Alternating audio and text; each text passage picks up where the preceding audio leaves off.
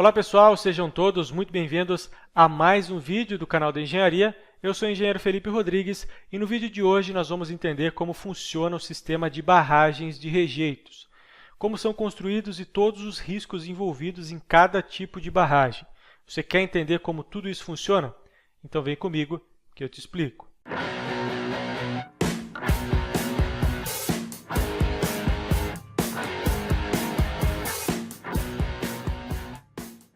Na última sexta-feira, mais uma tragédia aconteceu envolvendo uma barragem de rejeitos de mineração, um material com um alto poder destrutivo que causa danos ambientais irreversíveis e tira vidas por onde passa.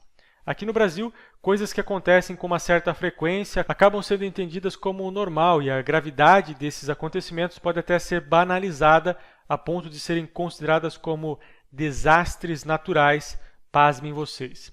Mas não podemos deixar que isso aconteça, devemos sempre buscar mais informações para que as futuras obras desse tipo tenham o devido cuidado e não entrem para essa estatística de fracassos da engenharia.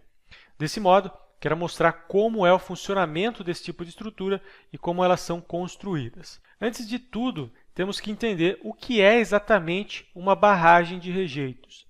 Esse tipo de estrutura é construído para a contenção de um material resultante do processo de mineração.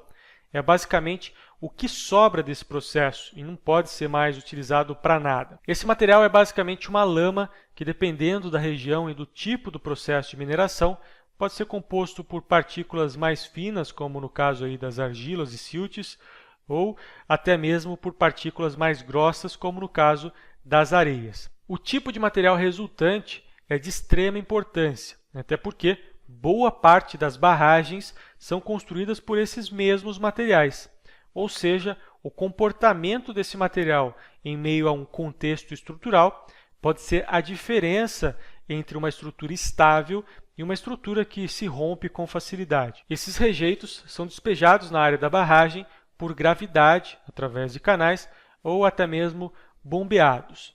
Uma vez na barragem, passam por um processo de decantação, que é quando as partículas sólidas se separam da água.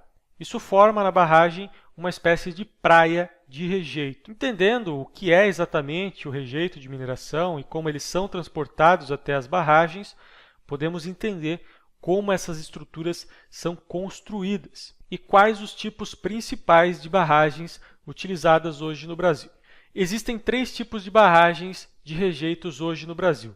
Logicamente, que dentre esses 3 tipos existem outras variações e modelos compostos por mais de um tipo, mas basicamente são esses 3: barragem a montante, barragem a jusante e barragem de linha central.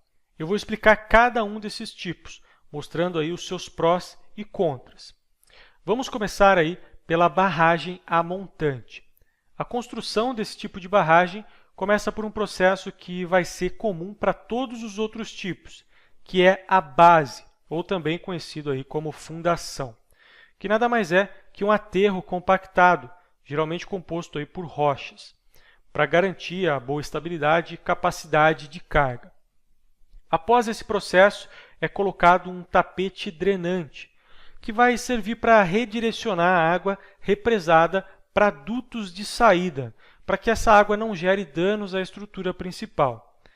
Nesse ponto, é feito o dique de partida, que é a primeira estrutura de contenção. Essa barreira geralmente é feita com um aterro compactado ou um enrocamento, que é basicamente uma estrutura feita de pedra. Quando a barragem demanda uma maior capacidade, é feito um alteamento. Nesse caso, essa nova estrutura de contenção é construída com o próprio material de rejeito e é levantada a montante da primeira estrutura de contenção, ou seja, para dentro da barragem, acima inclusive dos rejeitos. Esse processo pode ser repetido várias e várias vezes durante a vida útil da barragem. Sempre que for necessário um aumento da capacidade, é feito um novo alteamento. O processo de barragem a montante é um dos mais comuns, pois envolve um baixo custo de execução e uma rapidez significativa. Porém, dentre os 3 métodos é o mais instável. Como os alteamentos são construídos em cima de camadas de rejeitos, que podem não estar totalmente estáveis, e são estruturas individuais quase sem ligação nenhuma entre si, se tornam frágeis e muito suscetíveis a rupturas quando perturbadas, por exemplo, por tremores ou um aumento do volume de contenção. Esse, inclusive, foi o tipo de barragem utilizado em Brumadinho e Mariana. Agora temos a barragem ajusante. Esse é o tipo mais estável e seguro dentre os 3 tipos. O processo de fundação e drenagem é exatamente igual, porém, o alteamento da barragem é sempre feito a jusante, ou seja, sempre para o lado externo da barragem. Isso faz com que a estrutura cresça proporcionalmente na largura e na altura. Ou seja, a cada alteamento, a estrutura ganha uma base maior, aumentando cada vez mais a sua inércia, o que, consequentemente, te dá mais estabilidade. Os contras desse tipo de barragem é primariamente o custo e depois também o tempo de execução. Como a cada alteamento o processo fica cada vez mais difícil, há um crescimento praticamente exponencial no custo e no tempo de execução, sem contar que essa técnica demanda um espaço maior para ser implantado, o que na maioria das vezes pode não ser um problema, mas ainda assim é um contra significativo, principalmente quando se tem planos a longo prazo para essas barragens. O último tipo de barragem é a barragem de linha central, que basicamente tem o alteamento feito seguindo o mesmo eixo. Todas as camadas de alteamento são ligadas entre si, assim como no alteamento ajusante, e elas também têm um crescimento da base, o que aumenta a sua estabilidade.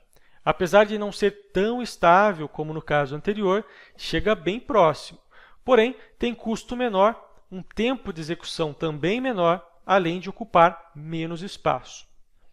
Mas esses tipos de estruturas não são tão simples assim.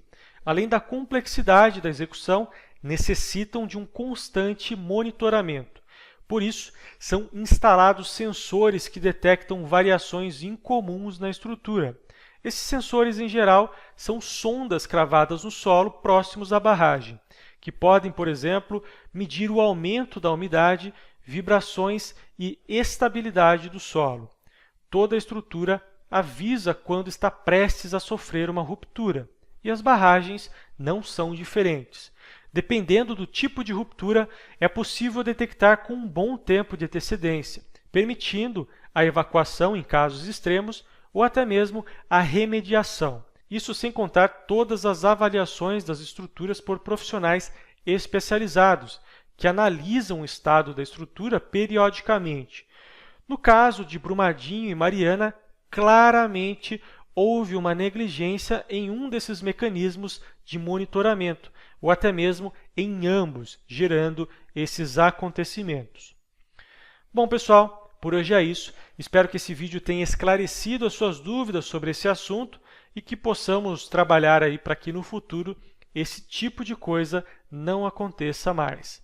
Se você gostou do vídeo, compartilhe. Se você ainda não é inscrito no canal, se inscreva e deixe o seu comentário sobre esse assunto. Agradeço a sua audiência até aqui e te aguardo no próximo vídeo. Valeu e até lá!